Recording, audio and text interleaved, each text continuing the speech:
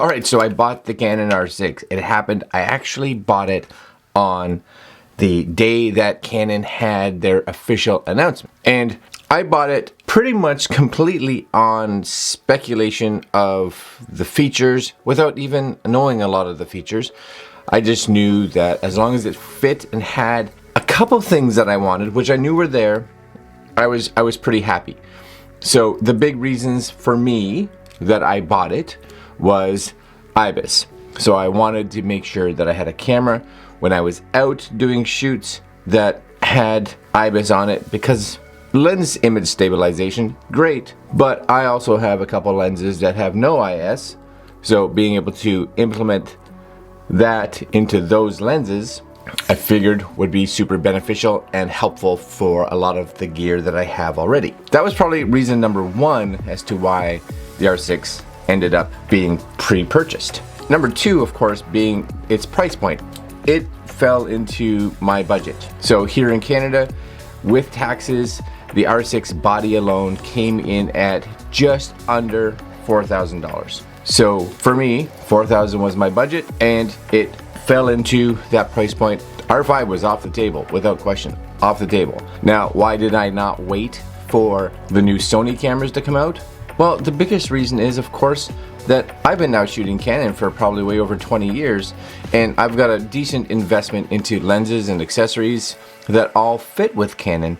So when my budget's $4,000 and this camera is $4,000, that means I don't need anything else. I'm good. It allows me to upgrade and stop. If I were to go to, let's say, a Sony camera, and this is for me, not everybody has this kind of investment yet, I would now have to reinvest in all these lenses because I don't really even think there's much for adapters. So all that stuff that I've spent the last 20 years investing in would have to be started again, and really it's just not worth it. I'm kind of sitting here with Canon, and that's where I am. That R6 just fit right into that perfect little upgrade point for me. That was a nice worthy step up, and it's not even a small step up. I'm shooting on a Canon RP right now, as well as my backup camera is a Canon M50. These are actually really good upgrades, so big upgrades. Now for a lot of people that have been looking at, of course, the R5 and R6, for me especially the R6, there have been a lot of concerns that have come out. So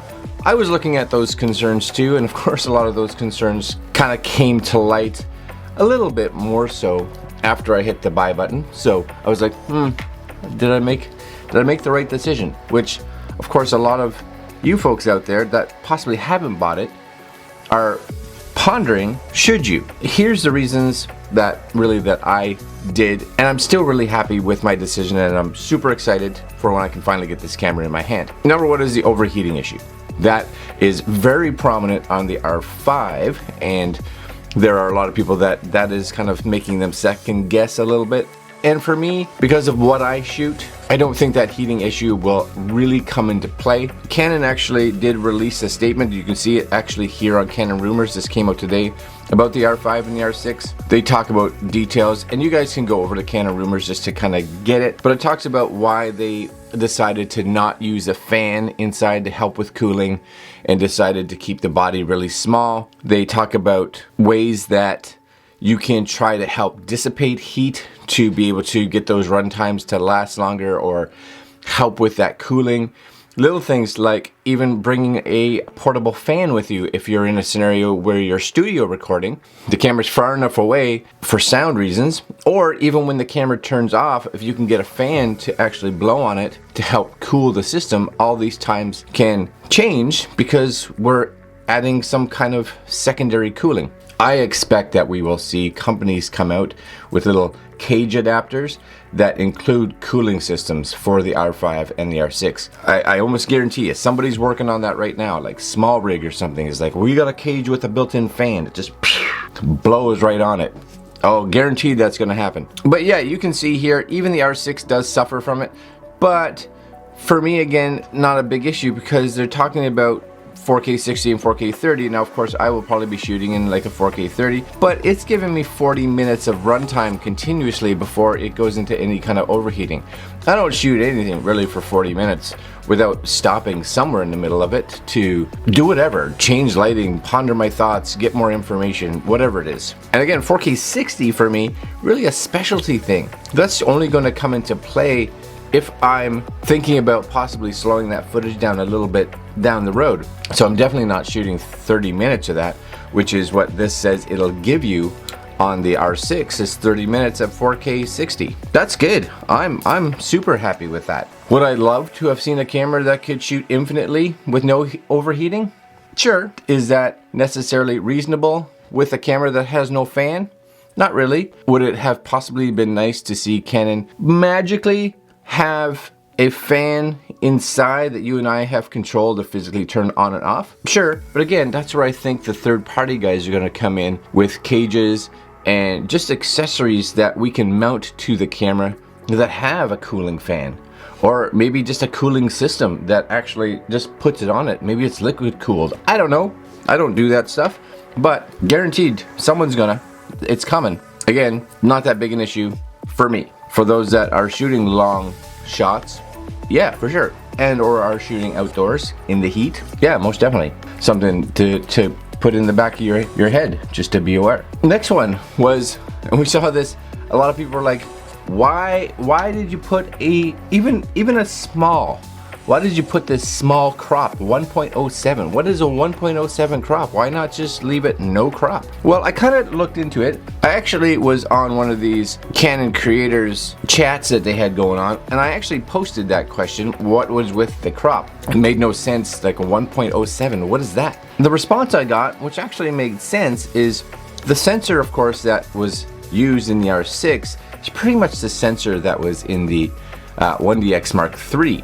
And if you look at the 1DX Mark III over here, here it is here on B&H's website. So that camera's sensor seems to be pretty much identical, probably with minor tweaks to what's in the R6. Again, it does have some different recording functionality, but you'll see here that in 4K, one of the things that it has is the ability to do 4096 by 2160. So that is full 4K, which is great. It's probably using the full size of the sensor. Now, because the R6 shoots in 3840, it's not really that it's kind of moving in a lot, but if you take 3840 and multiply it by 1.07, so you come in here and go 3840 by 1.07, you actually see we get 41,000, which again, pretty much 4096. So it's not as if we're losing anything. It's literally just giving us that 3840 resolution. So my thoughts, again, just thoughts, because things go on in here, is that this could be possibly something that they release with a firmware upgrade to unlock that. And basically it's just saying, if you want to shoot 4096, then we actually use the full sensor. If you are using 3840, we come in. So we're giving you the full pixel quality of 3840. Does that make sense? Am I reading that right? I think I'm reading that right. So it's not really a big concern for me. Small little crop, and I do think possibly, maybe with a firmware upgrade, we could see it go up. I do think it's an option. Last one that was a concern with people, and I guess it was a little bit of a concern for me, not overly, because I do a lot of things, especially for YouTube, and even with my freelance stuff, a lot of the videos that I do will end up for social media, be it advertisements, but they're going to be advertised not necessarily on television. They're advertised as a YouTube ad or a Facebook post or whatever they are. Doesn't really matter. That compression that we're getting. So we were talking about, why did the R6 only get IPB compression and no all-I? I work on a Canon RP right now, and because there's not a lot of movement, IPB works fine. But I do get that when we go into a 10-bit color space and we are shooting 422 and we are shooting possibly with a lot more movement, IPB can possibly suffer a little bit more, 100%. And that was a little bit of a concern, even though we end up with bigger files, which means that our editing becomes a little harder to manage, with an all-eye codec. It would have been nice, of course, to have that. Well, as I had previously stated in a video that came out earlier, we have to realize that both the R5 and the R6 are pre-production models. There is a good chance of firmware coming out over the next couple weeks or before the cameras actually are out in the wild, and for months and possibly years after that. Look at the Canon RP just getting an update quite recently, actually, to unlock 24p after everybody was like, why is that not there? We do have a rumored update that Canon is going to be releasing, and this was not surprising with, again, all these little bits of, you know, the internet kind of revving up and talking about this.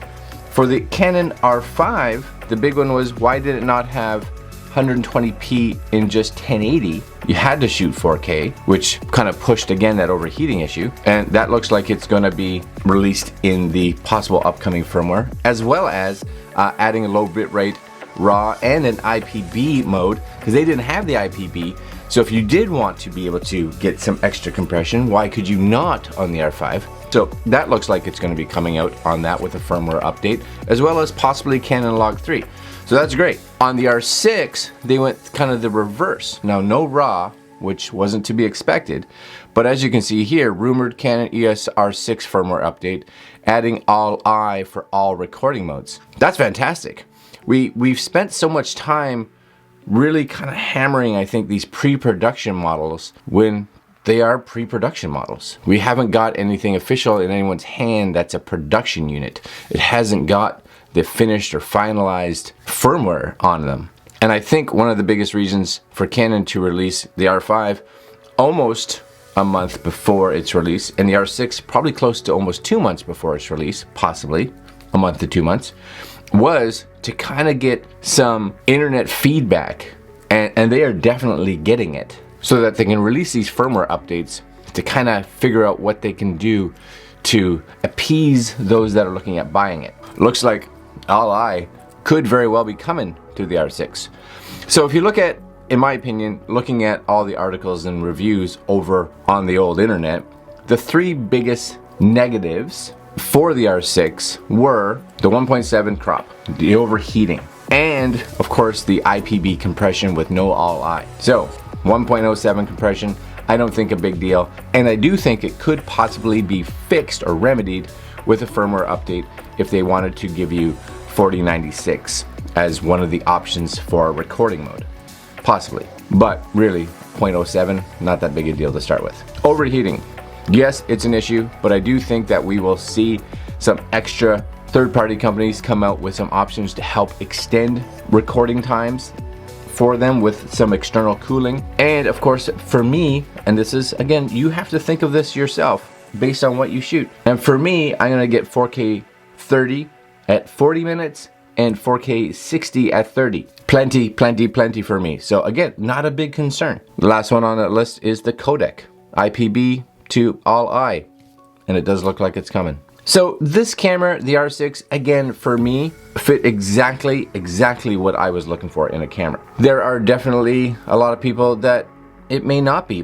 One of my biggest things when I was looking at this was budget. Budget played a big role in it. And I was definitely on the fence between the R6 and the R. The R with a lens was actually cheaper than the R6 just body. I decided with all those extra bells and whistles, it was worth it to go to the body.